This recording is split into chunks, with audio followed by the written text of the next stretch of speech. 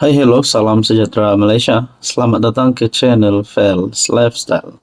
Terima kasih kerana terus setia dan terus bersama di dalam channel ini. Saudara-saudara, saya kongsikan kepada Anda. Ada satu kenyataan, ada satu berita mengesahkan pembekuan harta sehingga ringgit Malaysia 4,5 bilion yang dibekukan di 5 buah negara. Bagi saya ini adalah satu keputusan yang pasti menggemparkan Tun Mahathir khususnya, kerana ini melibatkan rakan ataupun sekutunya, yaitu Tun Dayam Zainuddin. Kenapa RM4,5 bilion harta Daim di 5 negara dibukukan? Ini penjelasan mudah. Sebelum kita teruskan, saya kongsikan kepada Anda satu berita baik. Ini adalah produk molekul imun, molekul bijak. Produk ini sangat baik, sangat bagus, sangat recommended. Lulus KKM, lulus daripada hospital, dan produk ini sudah terbukti di seluruh dunia. Anda boleh membuat kajian tentang produk ini. Molekul imun, molekul bijak. Ini adalah untuk meningkatkan kekuatan sistem imun badan kita sehingga mampu melawan pelbagai jenis penyakit termasuk kencing manis, gout, darah tinggi, kolesterol, gastrik, penyakit melibatkan jantung, penyakit melibatkan perut, dan macam-macam lagi. Sekiranya Anda memerlukan produk ini ataupun saudara mara ahli keluarga Anda yang memerlukan produk ini, Anda boleh menghubungi saya di nombor yang tertera. SPRM ketika ini sedang memburu dan membekukan harta dikaitkan dengan bekas Menteri Keuangan Allahyarham Tun Dayam Zainuddin, keluarganya serta proksi yang berada di 5 buah negara bernilai RM4,5 bilion. Apa yang menjadi tumpuan ialah nilai aset yang besar, dikatakan mencecah RM700 juta di UK, termasuk kondo, hotel, pusat beli belah, dan akaun bank.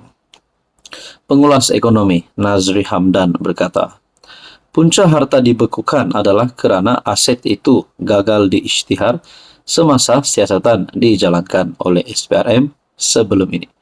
Jadi, saudara-saudara, saya pun tertanya-tanya, adakah perkara ini boleh berlaku kepada mana-mana pemimpin di negara yang ada hari ini? Mungkin Tun Mahathir yang dilihat sebagai antara pemimpin yang terkaya di Malaysia. Mungkinkah sekiranya satu masa nanti Mahathir akan disiasat dan bersama dengan ahli keluarganya akan disiasat?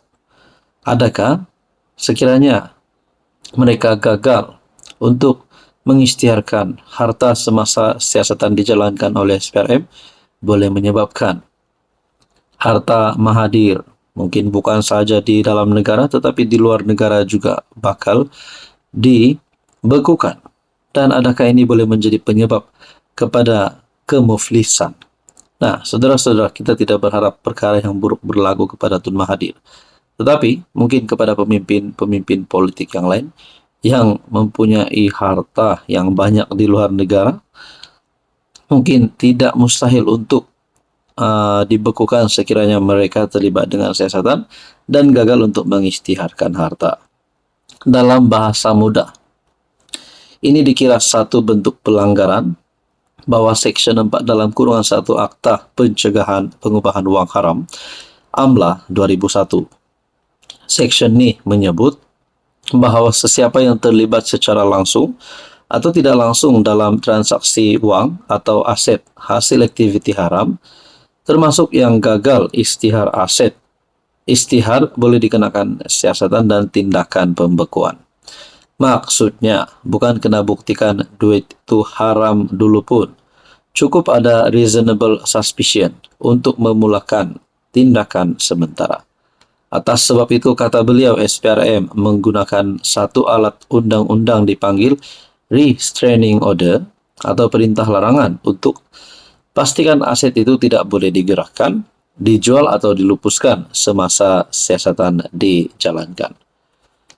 Berkaitan dengan ini juga, yang menarik, Mahkamah Tinggi KL sebelum ini ada bekukan hak milik Menara Ilham, bangunan 60 tingkat yang dikaitkan dengan Dayam Zainuddin. berkaitan dengan ini, apa komen Anda? Hai, hello, salam sejahtera Malaysia. Selamat datang ke channel Fels Lifestyle. Terima kasih kerana terus setia dan terus bersama di dalam channel ini. Antara keputusan yang paling dinantikan pada tahun ini adalah persediaan jentera-jentera parti untuk berdepan pilihan raya negeri ke-17 Sabah. Berikut adalah senarai parti yang saya akan kongsikan kepada Anda. Menurut ramalan daripada rakan baik saya, ini adalah senarai parti yang bakal terkubur. Dan kenapa parti ini bakal terkubur?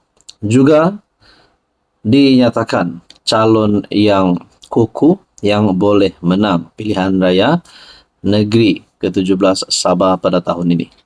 Tapi sebelum kita teruskan kepada isu kita yang paling panas, saya kongsikan kepada Anda, ini adalah produk molekul imun, molekul bijak.